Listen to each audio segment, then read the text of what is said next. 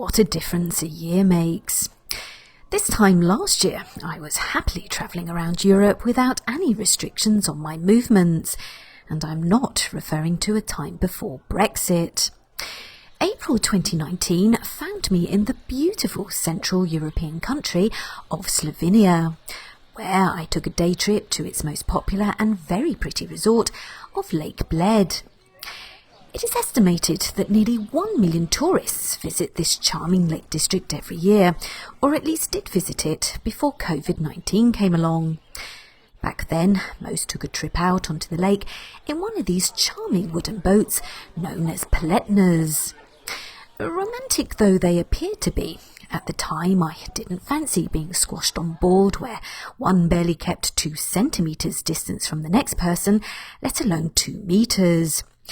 But way back then, my concerns with overcrowding in a small confined space was more to do with comfort and nothing to do with coronavirus.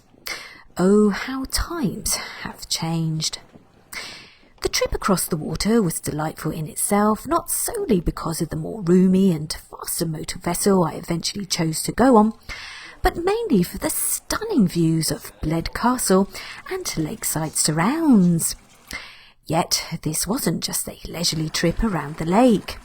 All of us were heading for the tiny and picturesque island of Bled, found in the middle of the lake.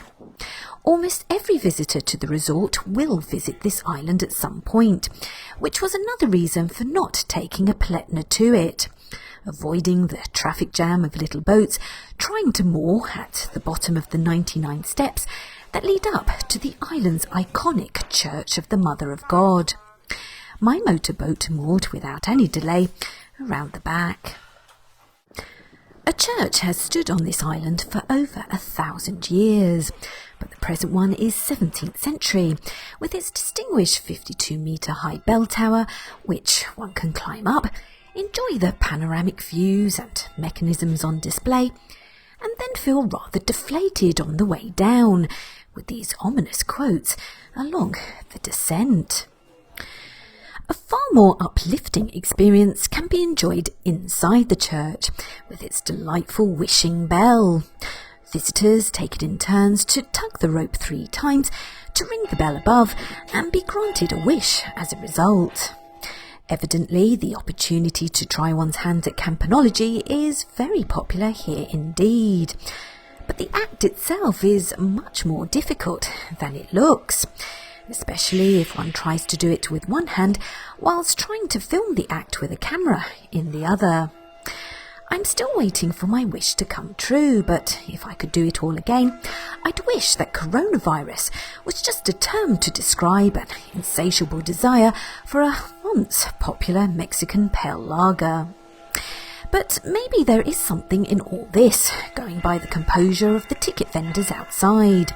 Surely only divinity could help them endure the constant ringing all day long without going mad. By the way, it would appear that vicars in bikinis are not welcome here. Back on the mainland, there is of course Bled Castle to explore, the present structure dating back to the Middle Ages. Apart from the beautifully preserved 16th century chapel, with its stunning 17th century frescoes, the courtyards, museum, tower gallery, memorial room, castle beehive, and various historic displays do little to distract visitors from the breathtaking views over the lake seen from this high vantage point. A far more successful distraction in the area is this fabulous toboggan run. Sadly for me, though, my attempt to try it out the day I visited was thwarted by bad weather. And sadly for Bled, everyone else's attempts have been put on hold by COVID-19, but hopefully not for too long.